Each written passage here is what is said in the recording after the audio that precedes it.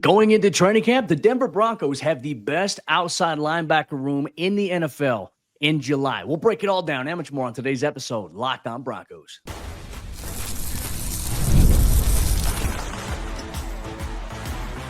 You are Locked On Broncos, your daily Denver Broncos podcast. Part of the Locked On Podcast Network, your team every day. Broncos Country, what's happening? Welcome into another episode, Locked On Broncos, your daily Denver Broncos podcast, part of the Locked On Podcast Network, where it's your team every day. For all your Broncos news, content, coverage, analysis, and more, this is the place to be every single day, all year long. So a special shout out to all the everydayers out there. Thank you so much for tuning in and making us your first listen, however you choose to do so. And if you're not yet an everydayer, what are you waiting for? Become one. Hit that dang subscribe or that follow button wherever you get your podcast so you never miss out on what's going on with your favorite team. As always, I'm Cody Roark, Broncos reporter for Mile High Sports. And I'm Sayre Bedinger, site expert at predominantlyorange.com. Our training camp position preview series continues here on today's installment as we focus on edge rusher, outside linebacker. We're going to go through and tell you why the Broncos right now have the best overall outside linebacker group in the league going into training camp. We'll also talk about the big-time jump that Jonah Elliss and Dondre Tillman had last year and what they can do this year to be even better to fill out the overall depth at the position. And will Nick Bonitto get an extension before the season or during the season? That headlines some of the biggest questions surrounding this position group going into 2025. Sayre, I think it is fair to say that when you look at the Broncos outside linebacker room right now, at least from the top four, when you talk about the starting two guys and then the guys that come in and spell those guys, I think it's safe to say you can make a strong argument the Broncos have the best edge room right now in the National Football League. And I think it'd be hard for a lot of people to question that. I think so too. I mean, especially after the production we saw from Nick Bonitto and Jonathon Cooper last year, where they combined for 24 total sacks. And Nick Bonitto was in the mix for Defensive Player of the Year. The first time the Broncos have had anybody with double-digit sacks since 2018 when Von Miller and Bradley Chubb were out there. These two guys did their thing. They became impact players, and they grew and developed into impact players for the Denver Broncos defense. These are guys that, you know, Jonathon Cooper was kind of written off, Cody, as like a rotational guy only, and he's developed into a full-time starter and a highly effective one at that, a second contract player with a $30+ million deal from the Broncos last year. And then Nick Bonitto, who's obviously still looking to get paid, but he developed from a guy who was legitimately being questioned for his roster spot after a rookie season in which he barely contributed. People are wondering, can he even play edge in the NFL? Is he too much of a one-trick pony? Is that one trick even good? Well, he became such an impact player last year, Cody, that I don't think the Broncos make the playoffs without Nick Bonitto. His impact plays against Cleveland, Indianapolis, sacks all throughout the year, even in the year prior, getting the team the momentum play that they needed against the Chicago Bears, right? And making that big play with the defensive score that he set up Jonathon Cooper, I believe. So you have these two guys that are working off the edge. They work well together. They're productive together, and they get after the quarterback. They hustle. They are fast. They are physical. I really like this duo, and I think they deserve the distinction of being the best possibly in the entire NFL. 100% double-digit sacks for the Broncos last year from a starting duo, the first since Bradley Chubb and Von Miller back in 2018. The Broncos went through a 6-year drought without having anybody on the roster produce 10 or more sacks. They had a couple of guys do it last year, which was nice to see there. You mentioned, obviously, the 24 combined sacks between Cooper and Bonitto. When you factor in the guys behind them, Jonah Elliss and Dondre Tillman, those guys combined for 10, bringing that total between those four guys to 34. So think about that.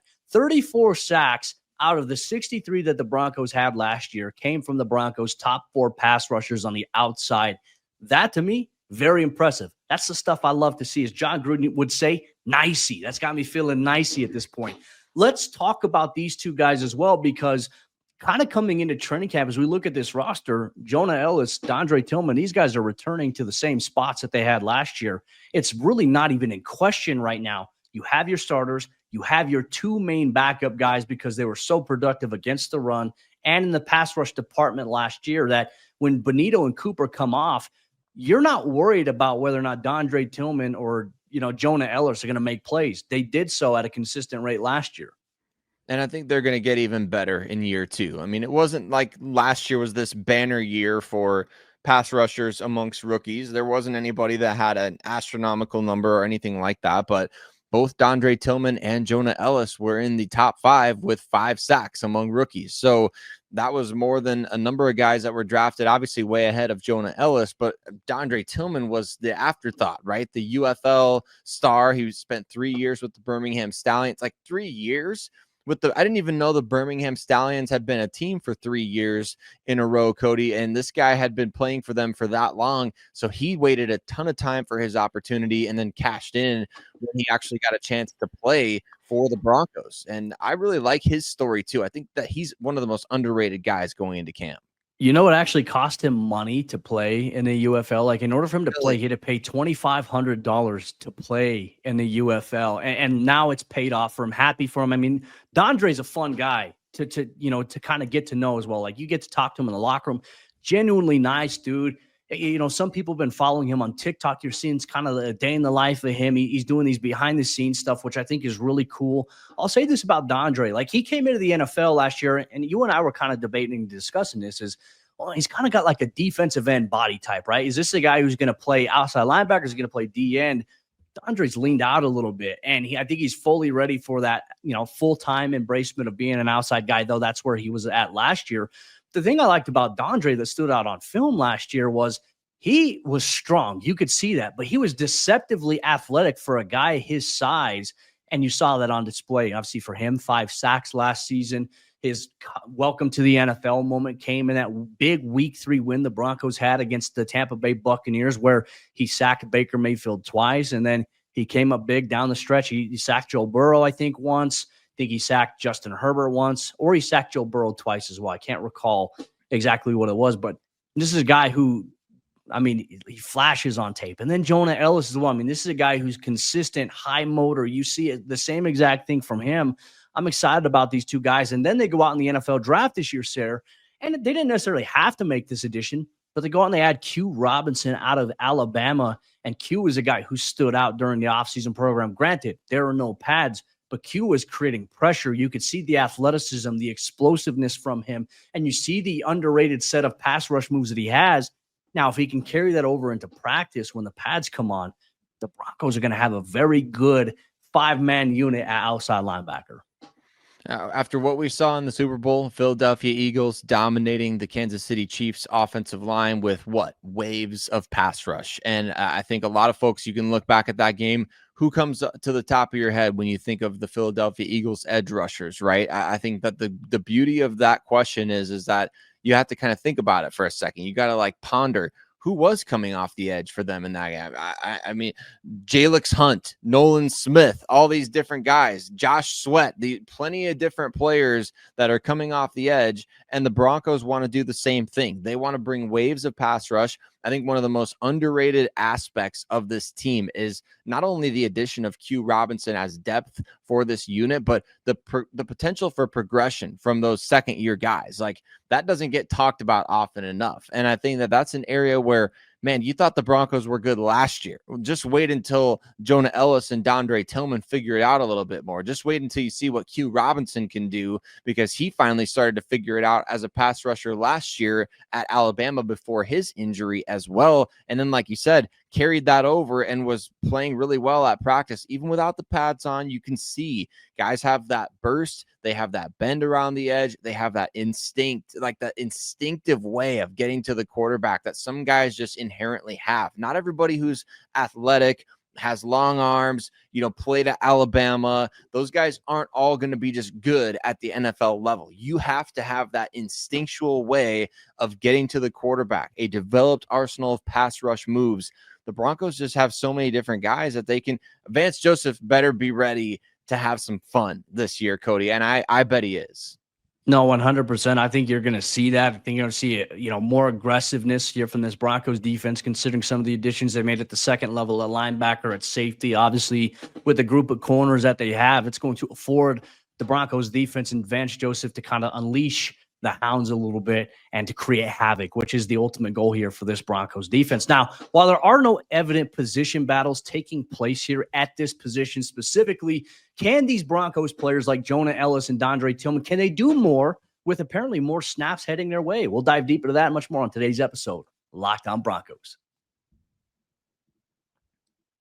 Today's show is brought to you by FanDuel. Summer sports, they're in full swing, and whether you're all about baseball under the lights, golf on the green, or high-stakes soccer action, FanDuel is the best way to make every single game even more exciting. And you're already following the action, so why not make it a little more thrilling? With FanDuel, you can get in on the game while your friends are out there getting sunburned at the beach. And I've been using FanDuel to track my favorite matchups. I love watching Chicago Cubs baseball, and they've been hitting a lot of home runs. They've been having really great success offensively, so it's kind of fun to pick different players and make some same-game parlays, see if something's riding into the ninth inning, makes you feel like you're part of the action. And if you're new to FanDuel, new customers can bet just $5 and get $150 in bonus bets if your first bet wins. So open the FanDuel app today or visit FanDuel.com to get started.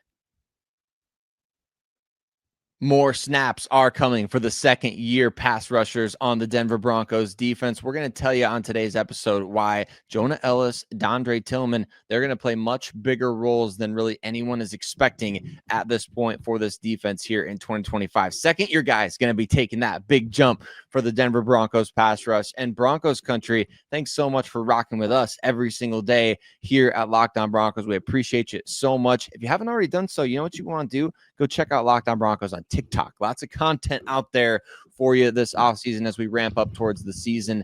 The pass rush for the Denver Broncos, Cody, we know it's all encompassing with the D line as well as the edge rushers, but I think I saw something funny. I have to point this out. Earlier this offseason, there was a rumor that was floating around out there about the Broncos should sign Zadarius Smith in free agency because their options behind Nick Bonitto and Jonathon Cooper are unproven and lackluster. I thought that was hilarious. Just the offseason. Who said that? Military, I think it was a major outlet. I don't remember exactly which one, but I remember it was a major outlet. Somebody's writing their offseason fodder articles and forgot to check the actual notes there, forgot to check reality before, because adding anybody to this unit, it feels like it would be ridiculous at this point. Although, me, I've got a soft spot for Von Miller. I know he's addressed also the idea that even Von Miller thinks the Broncos edge group is too deep for anybody else to be added to it. So if that tells you anything, but these second-year guys are a big reason why, Cody. Jonah Ellis and Dondre Tillman, they're going to be playing more snaps, and it is going to likely come at the expense of those number one guys. Which was interesting because Sean Payton had some very interesting offseason comments, so to speak, right? Because he mentioned something with Nick Bonitto. He's like, if you look at his snap count last year, it was too high. And in my head, I'm thinking, wait, what do you mean like it was too high? Like, is he talking about last year? Or is he talking about the reps he's getting out here while he doesn't have a new contract? Was he talking about that? It was kind of in reference to last year. But Sayre, I pull up our good friends over there at Pro Football Reference. Nick Bonitto last year appeared in 17 games. He didn't start the first 2 weeks of the regular season. That was Baron Browning. He played 708 total snaps, which was 61% of the Broncos defensive snaps last season. Okay. That's a lot of snaps considering that you didn't start all 17 games. So maybe there's in reference to that. When you compare it to Jonathon Cooper played 820% of the Broncos defensive snaps, which was 71% overall snaps there in comparison, which was down by 16 compared to the year prior. Now, Jonah Ellis, as we talked about, the main rotational guy off the bench here at outside linebacker, played 38% of Denver's defensive snaps, which was 434 overall snaps.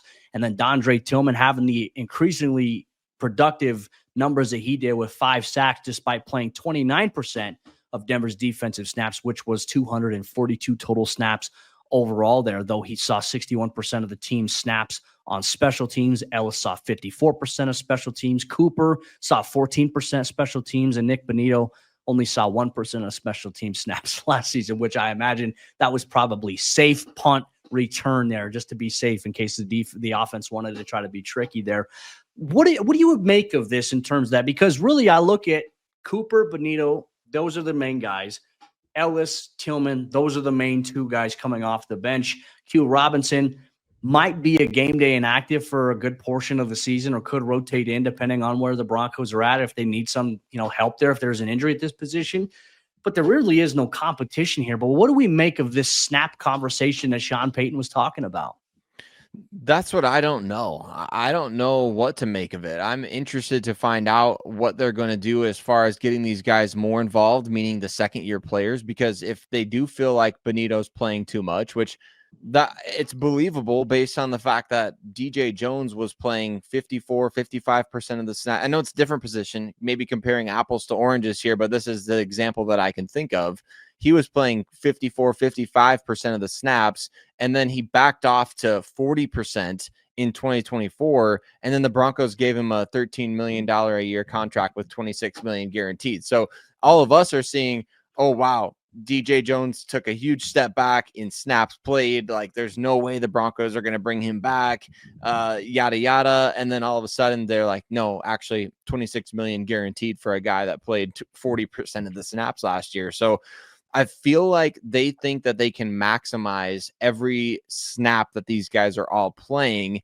And I don't know if, correct me if I'm wrong on this, Cody. I don't really know if it's about the chess match aspect. I think it's way more about keeping these guys fresh and bringing a consistently, all right, if you're using it like a health bar in a video game or something, when the health bar starts to go down at all, you pull that guy out and you put the guy with the full health bar in, and then you just keep on swapping it out and just torturing opposing offensive tackles.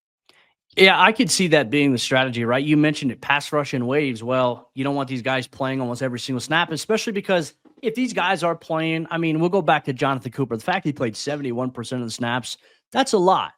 That's a lot of wear and tear. 708 snaps, for a guy who didn't start every game last year in Bonitto, that's a lot of snaps. And down the stretch last year, what was the biggest issue for the Broncos? They couldn't get off the field. And so that led to some games, I think, against Cleveland, they were on the field for 75 to 80 something defensive plays.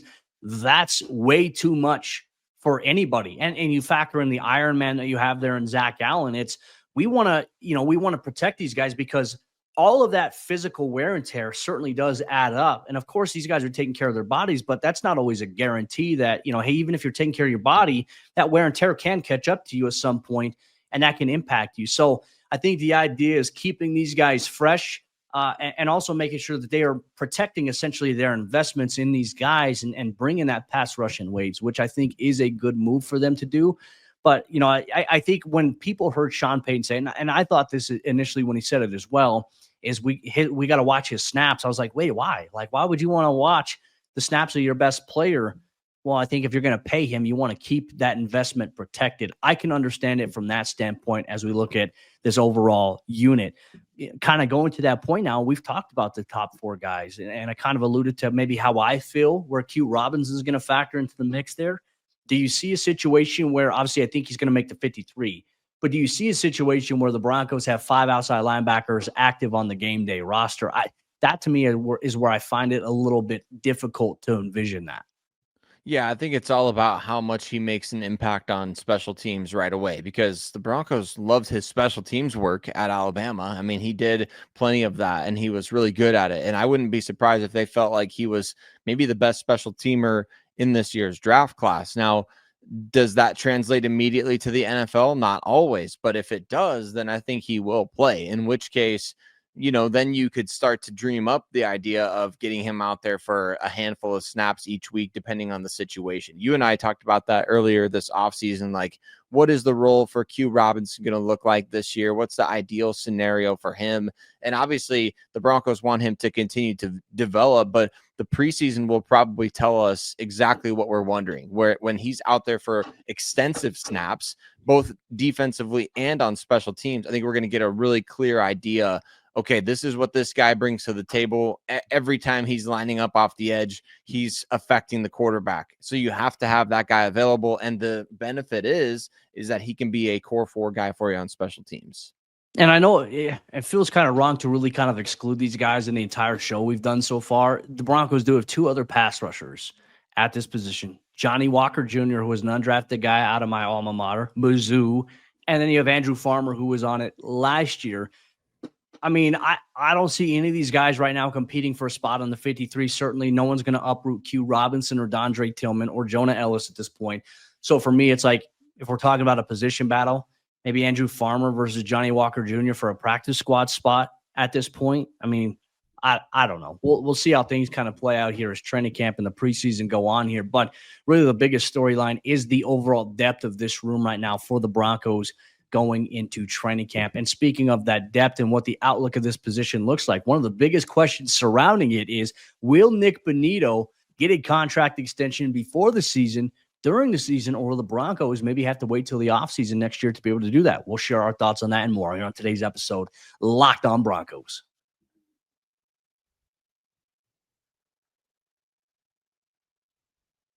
Will Nick Bonitto get paid the big bucks before the season, during the season, or will the team have to wait for the offseason? There are a handful of options here, and the approach could be risky for the Broncos and also risky for Bonitto himself. We'll go through all that here on today's episode of the show. Sayre, as we get through our positional questions here, the biggest one at outside linebacker is payday that is looming here for Nick Bonitto. And I think the more we sit here and we talk about it and we look at Bonitto, what he was able to do in the last 2 seasons, there's been this narrative I think I've seen on social media. I've seen some fans comment this, and I disagree with it, that he's got to prove himself this year. I felt like he proved himself in back-to-back years when he wasn't really the primary starter in 2023.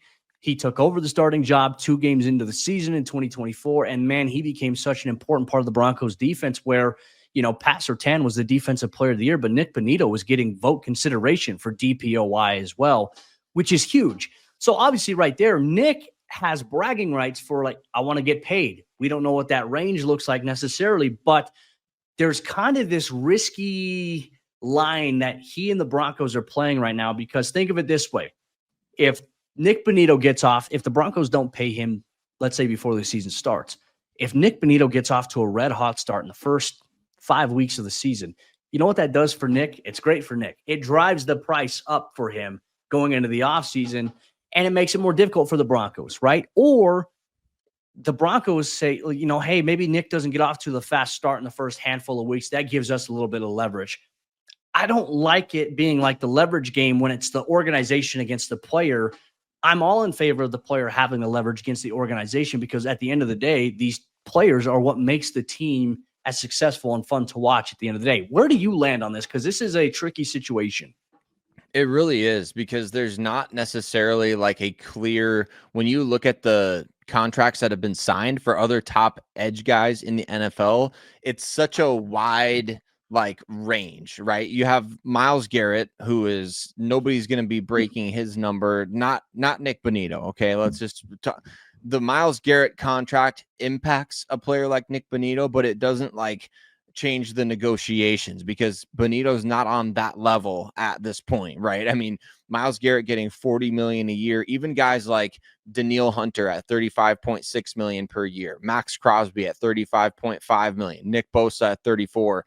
Like, that conversation has to be, if that conversation being out the window has halted any sort of negotiations, Cody, then I think the Broncos will wait until after this year. And I think the franchise tag could be in play if Bonitto wants to be up there.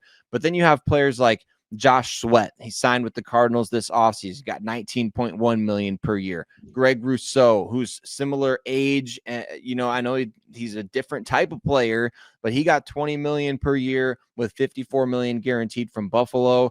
And then there's other players like, you know, Bradley Chubb at $18.16 million per year, Khalil Mack at $18 million. So there's such a wide range. And we were talking about $40 million per year at the top, and then other really good players who have been playing at a high level for even longer than Nick Bonitto are getting paid 17, 18, 19 million per year. So yeah, that does complicate. It's not just let's slap a 20 million per year on this one and be done with it, because Bonitto might be wanting to get above those guys. So that's where I think, I don't know where I draw the line if I'm the Denver Broncos. Well, and the tough part about it is too, is like when you talk about Myles Garrett, you talk about Max Crosby and some of the other guys that you mentioned, those guys are more, they're not really edge rushers. They're more so dominant outside defensive ends that, you know, the defensive schemes are a lot different than what Denver plays, where Bonitto, I feel like, has more of an impact dropping back into coverage in the pass catching game, right? You see that athleticism. You saw the pick six. One of them they called a fumble recovery for a touchdown, even though he intercepted a pass attempt. But let's be the NFL. They want to get into the semantics about that. That's where I think it's just so difficult. Whereas like right now I'm looking at it, and I don't want to certainly speak for Nick and put the price on him. But I would say like if Josh Sweat, who just won a Super Bowl with the Philadelphia Eagles, got that, I think I would be fair. I think 20 to 22.5 million a year for Nick Bonitto. I think that's a fair price because also that's what's going to be like the 23 to 25 million dollar per year is going to be the market for a guy like Zach Allen who plays defensive end in a 3-4 scheme. So for me, I think if you want to be able to keep this nucleus together, I think that's probably going to be the price tag. And certainly the Broncos are going to have more financial flexibility from a salary cap standpoint coming into 2026's offseason because all that Russell Wilson dead cap money is going to be off the table there. You do have flexibility with maybe being able to convert a couple of early contract extensions into signing bonus like Pat Surtain, Quinn Miners, Jonathan Cooper. You do have flexibility there, though I think the Broncos did something this offseason with Cooper's deal, if I'm not mistaken, that actually gave them a little bit of reprieve. I can't remember what it was, but you have that, and you want to be able to keep these guys in the mix here. Maybe, and I don't want the Broncos, and I know this has also been talked about, like the emergence of DeAndre Tillman and Jonah Elliss. You've had Broncos fans saying, oh, yeah, let Nick Bonitto get traded. I'm like, no, like, just because you have other younger guys stepping up doesn't mean you trade one of your better players. I've never been a big fan of that. You always want to have the best players on the field possible. To me, I'm so against the idea of even entertaining the thought of a Nick Bonitto trade at this point. Well, and it goes against really what George Paton has been all about and what he said he was going to be about when he got to Denver. Like he wants to draft and develop and get these guys to second contracts in Denver. He wants to take care of his own guys. That's his philosophy. That's what he did when they were, he was together with Rick Spielman in Minneapolis, and that's what he's done so far in Denver, right? I mean, what indication have we seen from George Paton that would give us any idea that he would trade Nick Bonitto, right? He gave Pat Surtain a contract. He gave Quinn Miners a contract. He gave Jonathan Cooper a contract. He even gave Garrett Bowles another contract. I mean, he's keeping guys in-house. That's been the theme. He gave, when he first got here, he gave core players, Patrick, core players. Absolutely. And Nick Bonitto, if anyone, is a core player, right? A premier position off the edge. Of course, everybody wants to see him do it again. This is the nuance of the discussion that's like, it's so stupid to me, Cody. It's like, well, he's got to go out there and do it again. It's like, well, but 2 years ago you said, we're talking about cutting him from the team because he wasn't producing. Then he has a solid year in his second NFL season with 8 sacks. And then he emerges as a defensive player of the year candidate in year 3, where, like you said, wasn't even a starter at the beginning of the year and emerges as an impact player every single week. Well, most of his sacks came when the team was leading. Why do you think the team was leading in those games? Because Nick Bonitto and Jonathan Cooper were making plays off the edge. Why do you think they held those leads, those big leads? Why do you think those leads got bigger late in games? I'm convinced that people don't actually watch the Broncos play football, Cody. And I think that's the frustrating part. Is go watch this guy play. We all saw the impact. We all saw what he can do as a big play threat, and not just as a pass rusher, but literally dropping into coverage. This is the part of the conversation with giving him a contract that drives me nuts. I feel you. I mean, it's always about moving the goalpost. What have we been asking for the Broncos to have as an outside linebacker since Von Miller? You want a guy who can close out games for you, seal it, be clutch. Nick Bonitto did that several times last year and essentially saved the Broncos' playoff hopes because of that. So, yeah, I don't want to hear it. I'm with you there. It does get frustrating because I also think it kind of breeds this level of entitlement in a sense, like, we got a luxury of riches. We can trade this guy just because we have these younger guys stepping up. Well, I mean, kind of look at the situations that have kind of unfolded over time here. I mean, you've had other guys that you've tried to place, in place of where Von Miller was at, and they couldn't live up to the bill there because they simply just weren't ready for that workload. I don't think you could ever expect to say, hey, we're going to throw Jonah Elliss in for Nick Bonitto and Jonah's going to produce. We're going to give Jonah all the reps and all the volume of what Nick Bonitto is going to get. I don't think, no disrespect to Jonah. I think he's got a high motor, but I don't think you're going to get the same production if you put Jonah Elliss, if you swap those guys and their roles, essentially. I don't think that would be the case. So that's kind of where I'm at with it. Broncos Country, want to know your thoughts as well, because this is something I think will take long. If I have to give a training camp prediction here, I think the Broncos will more than likely have to franchise tag Nick Bonitto in the offseason, and then those negotiations will play out where I do think a deal will be agreed upon. If they can find a way to get it done earlier, great. But we want to know your predictions here on when you think Nick Bonitto will get a contract extension and your thoughts on the Broncos outside linebacker room. Do you agree with Sayre and I that it is the most loaded position group right now in the NFL from a starting and depth standpoint? Make sure you drop your thoughts here on Locked On Broncos wherever you get your podcast. But for all you everydayers out there, here's what you can expect on tomorrow's episode of the show. Sayre is going to break down the Broncos offensive line, the interior and the offensive tackle group, the storylines, and the biggest questions at those positions. You'll get all that on tomorrow's episode, Locked On Broncos.